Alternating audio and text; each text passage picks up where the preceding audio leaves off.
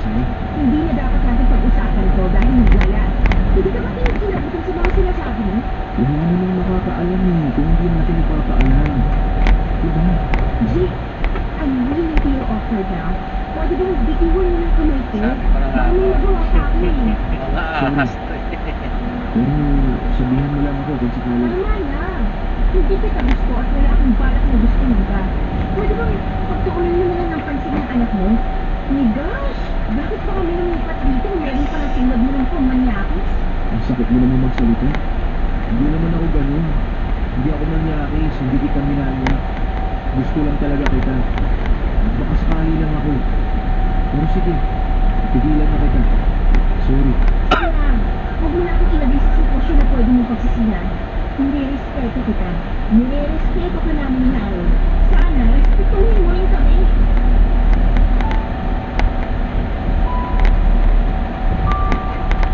Akala ko ay hindi na ulitin ni Jake sa akin yun, papadubit. Nalipog lang Kaya ito. tuloy pa rin niya akong pinipormahan.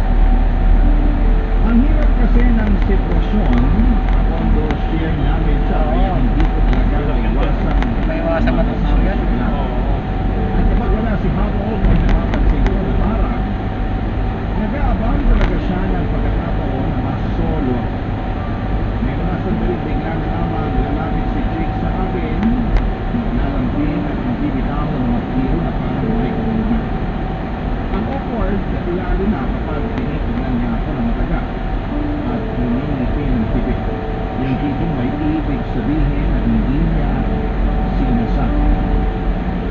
Ang mas mahirap pa ay hindi ko masabi-sabi kay Harold ang mga nangyayari. Dapat sabihin niya, di ba? Natatakot ako na Love story na yun. yung may mali o baka hindi nawala si Harold at isipin niya ako ang nagbibigay ng motibo. Kaya pinipili ko na lamang na manahimik kahit pa unti-unti na akong nababansa. Saka mahirap lang maghanap ng marerentahang maayos ang facility at medyo mura kasi nga sa condo share ay pati kami sa lahat. Pero habang tumatagal ay mas lalong nagiging mahirap pigilan si Jake.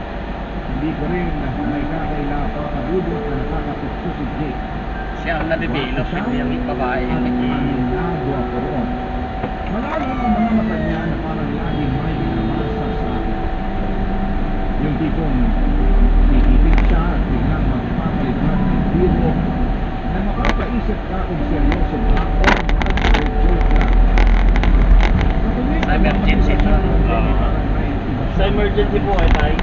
Sa emergency po. Mas mahirap sabihan ang bibig ng katawan niya. Maano May ano naman yan, konektado naman na yan. Nadaan ka na rin sa connection. Natanggalan ang suot ng pangtaas kapag makinig ka rin. Sino ba naman ang hindi maatutukso? Kaya na, natukso na. Siyang si Wendell Ramos. Putang ina, patay. Nakakatawa. Pero hindi lang yun, mabait din si Jake. Nakakatawa. Yun, papadudot ang mas nakakalito. Kasi hindi siya mahirap mahalin. Kung single lang talaga ako sa mga simpleng bagay, ay nagpapakita siya ng malasakit. Minsan ay binibigyan niya ako ng pagkain kapag alam niyang pagod ako at may mga pagkakataon nagiging masaya ako kapag nandyan siya. Na para bang nakakalimutan kung may Harold na ako. Kaya nagpapadudot, alam ko pong mali. Hindi ko dapat hayaan malulugod ako. Sabi ko. Pero paano kung mismo tukso na ang laging nasa pagulok? Kung yung gabi ay iniisip ko kung dapat ko bang sabihin kay Harold ang mga ginagawa ni Jake na banggang sa akin o hayaan ko na lang. Pero paano kung ako na itong unti-unti nahululok? Hindi naman po rin. Ito po sa harap. Love stories. Ay, wag mo muna ibaba. Yes ba? Wag mo muna ibaba. Wag muna. Lalapit ko lang to. Ilalapit lang po muna Ang hirap namin. kasi ng sitwasyon namin, magkaiba ang shifting namin sa trabaho. Panggabi siya habang pang umaga naman ako. Madalas, paalis pa lamang ako ng bahay, siya naman ay kakarating lamang na sa trabaho. At kapag uuwi na ako ng hapon ay tulog naman siya para maghanda sa kanyang shift. Parang dumating na kami sa punto na nagiging parang mga boardmate na lamang kami. Nagkakasalubong pero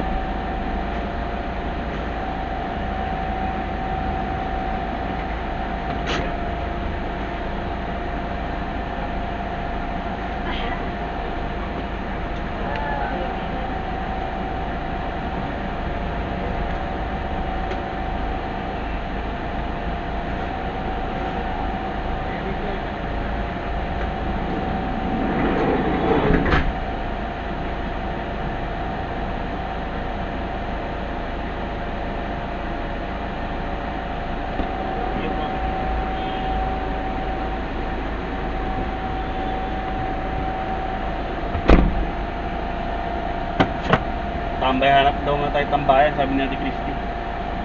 May daanan na rin daw natin si Doon naman, Pesa. sabay, Yung baka kulang isang oras pa raw eh, kaya hanap na daw tayo mga tambayan. kahit 5 oras Oo, yun nga, sabi ko, kagandahan din naman natin Tenga eh. Naiiwas tayo sa mga maghapong biyahe. Kadalawa na tayo, dalawa na Mm. inis. Ito, pwede natin isama ng pangatlo to, di ba?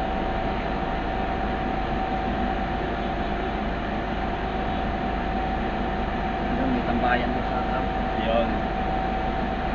Nakakatambay tayo, Mga puno-puno. nakakapakinig pa. mga puno-puno ka doon. Ikaw, kabisado mo mga tambayan dito maganda. Mga may puno. Pag namamahinga ka, may lagi ka rin pwesto rito pinapuntahan. Hindi, nung nagragrap ako kung saan ako, kunyari, kakain ako. Oo. May baon ako noon eh. Mm. Dadala ko ng baon. Mag-o-offline ako niya bago ko dumating sa drop ko. Kasi tambay na, pagkakas ko pa, tutulog mo na. Tinutulugan ko talaga ng tanghali. Kahit mga kalahating oras eh, no? Oo. Iba kasi may pahinga sa tanghali. Minsan nga, sa Antipulo ako eh. Oo. Oo, nakapahinga ko doon. Basta mga alas 11, alas 12. Tulugan ko muna yan. Nung nag-grab din ako sa motor. Kakarating ako ng Antipolo. Bihirang mag-kausap ng maayos. Minsan ay nagkakainitan pa ng ulo namin Layo yun, kapag tsaka nakapagod pag pilit motor. namin sinisingit ang pag-uusap Nakakasawa. kasi Hirap pareho yan pag kaming ulan, ano? pagod. Mm. Dahil sa ganitong sitwasyon, si Jake ang mas madalas kong nakakasama sa gabi. Siya yung tipo Patay. ng tao na laging handang makinig at sumabay Ay, ang sa mga buhay. trip mo. Mapakapiman yan o simpleng tambay lang. Pagtsagaan siya, ano? Sa totoo lang ay Dati po, nakakahami rin ng pagod ang presensya niya. Wala siyang halong pressure kapag kasama ko siya. Parang gaan-gaan lang. Wala yung takot ko sa kanya kasi mas hindi na tulad ng encounter ko sa kanya na harapan niya talagang sinabi na gusto niya ako. Maingat na siya na hindi ako maila. Kaya ang pagkagusto niya sa akin ay hinahayaan ko na lamang kasi masarap pala siyang kasama. Patay, mamaya, Pero ibang hindi ko sarap rin mayayari. maitapanig papadudot na habang lumilipas sa mga gabi ay mas nagiging komplikado ang lahat. May mga simpleng hawak sa braso na alam kong Patay. sinasadya niya dahil open naman siya sa akin na gusto niya. Iba ang titig niya sa akin. Nakakagulo ng isip kapag tinitignan ko ang mukha niya. Hindi ko rin maiwasang ikumpara siya kay Harold. Si Harold na dati laging sweet ay naging malayo na sa akin. Baka Naiintindihan nakakalata ko man na. na pagod siya sa trabaho pero hindi ko maiwasang hanapin yung dating kami. O baka meron na rin Yung iba. masaya, laging may oras para sa isa't isa. Kay Jake ko yun Halata mo naramdaman. may ano. Mm. Manlalamig Doon ka ako talaga. Ayokong malunod sa atensyon na binibigay niya. Tuwing gabi, pag uwi ko, iniisip ko kung mali na ba itong nangyayari. Pero sa totoo lang, papadudot ang hirap pigilan kapag ang lungkot mo napapalitan ng saya. Pero sa piling pa ng iba. Patay. At tuwing nag-aaway kami ni Harold, naiisip ko ang magandang samahan namin ni Jake.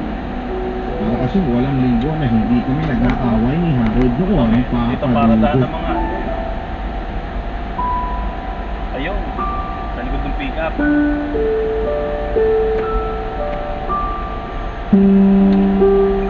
Hilot nga lang.